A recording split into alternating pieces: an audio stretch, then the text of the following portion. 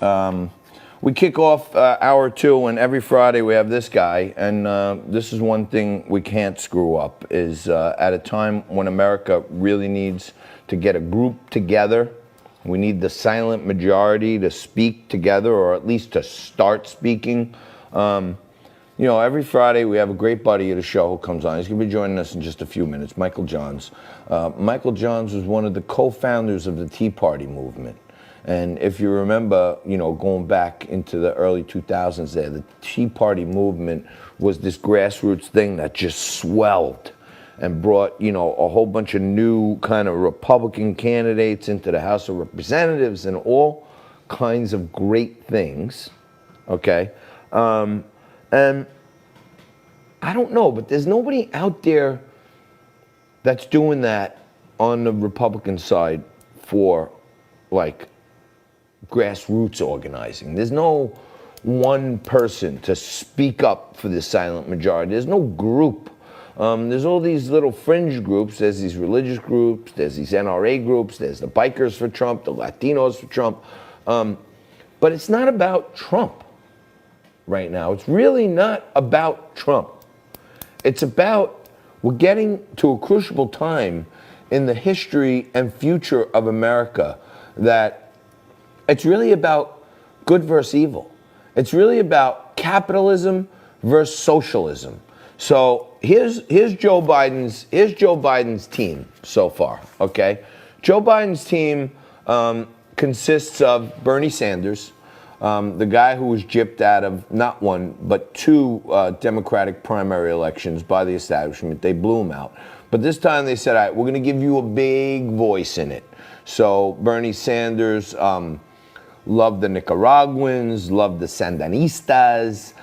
He's not even a Democrat, but he was leading in all the polls. He's an independent, okay? Bernie wants to defund the police.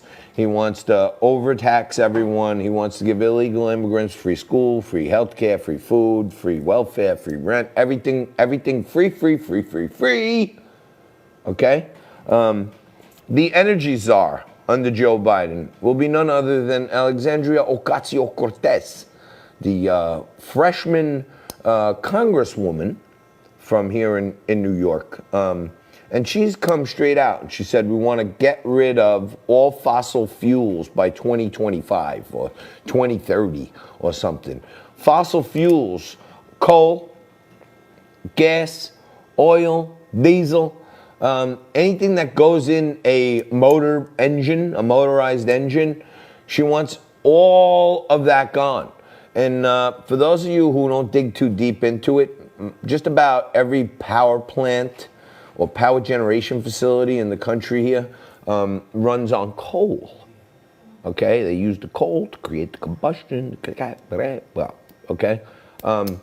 There's approximately 10 million jobs in America that are born out of the oil and gas and coal industry. So it's like, wait a minute. We got Bernie Sanders, who wants to give illegal immigrants open borders and everything free. We have Alexandria Ocasio-Cortez, who wants to defund the police, and she wants to get rid of fossil fuels in a very short period of time. Joe Biden's economic policy has said he wants to raise the corporate tax rate from 21 to 35, nearly a 50% gain, okay? And he wants to reinstitute a death tax where your ancestors and heirs, when you die, will have 40% of the money you worked your tail off for all year given back to the government because somehow they deserve more of your money that you were already taxed on. So, and I'm doing some math on this stuff, and I'm going to give you a breakdown per person, how much it's going to cost you and me and all of us regular hardworking Americans if Joe Biden becomes president. And then finally, Beto O'Rourke, Robert O'Rourke, married to a billionaireess, lived a life of privilege, but somehow or another gave himself the name Beto to sound like he's Spanish or something. He's not Spanish in any way. He's been spanked 2 times now, not once, but twice. He ran the last election cycle against Ted Cruz in Texas, and he got his tail handed to him. And then he was one of a field of, I don't know, 20 or so Democratic presidential candidates. Again, he got his tail handed to him. But the one key thing that Beto is on the record for, they asked him in the debates, in the Democratic primary debates, they asked him, will you take away people's guns? And he said, hell yeah, I'm coming for those guns. So, taxes up, fuel gone, 10 million jobs out the window, 40% death tax, free everything for illegal immigrants, and to top it all off, Beto O'Rourke is coming for your guns. So that's Joe Biden's dream team so far, okay? And there's more to come. But just, if you don't believe me, if you want to come join me a little further down the rabbit hole, you take a look in St. Louis, Missouri a couple of weeks ago. Everybody was like, yeah, look at these two homeowners. They have legal guns in their house.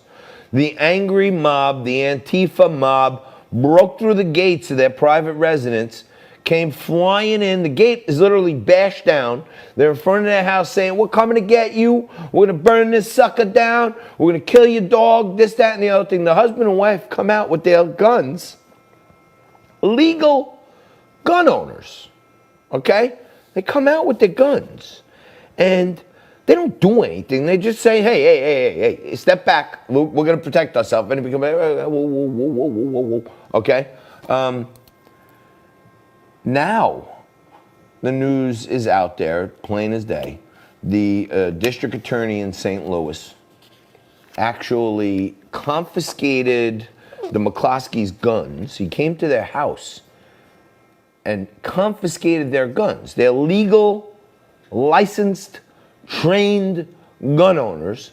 They came and took their guns from them and then followed that up with an indictment for menacing with a weapon and unlawfully brandishing a weapon and everything else. Now, what's strange about this? What's strange about this? The same folks who are behind Antifa, who are behind Black Lives Matter, who are behind this organization, Act Blue, okay? George Soros, okay? George Soros and his affiliated entities funneled nearly 70% of the money into the district attorney's race in St. Louis.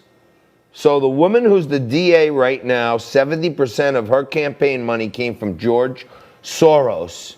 And George Soros is deploying, I think, something like $2 billion into local and municipal races. He's pointing his attention here to the New York State Assembly in New York and other places, okay? He put this DA in place almost single-handedly. 70% of our money came from George Soros and Soros-affiliated companies and entities and PACs.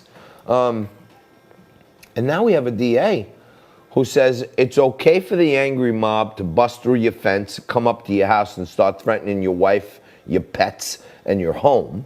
Okay, they're okay. They're just expressing themselves. That's summer of love. Now, you're nervous, you're scared, you're deathly afraid for your family. You got a gun, you got a license for it, you're trained how to use it. You come outside and say, hey, step back, brothers and sisters. We don't want to have a beef here, do we? Right? And they step back and nothing happens. They don't like aim the gun at anyone. They don't shoot a shot up in the air. They just come out and show it, okay?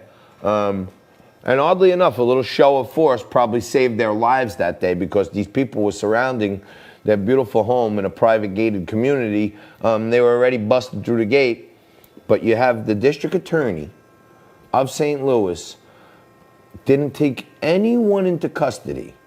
Not that's been reported that I know of. No one that broke through the gates was trespassing and menacing and threatening these people on their own property. No one was taken into custody.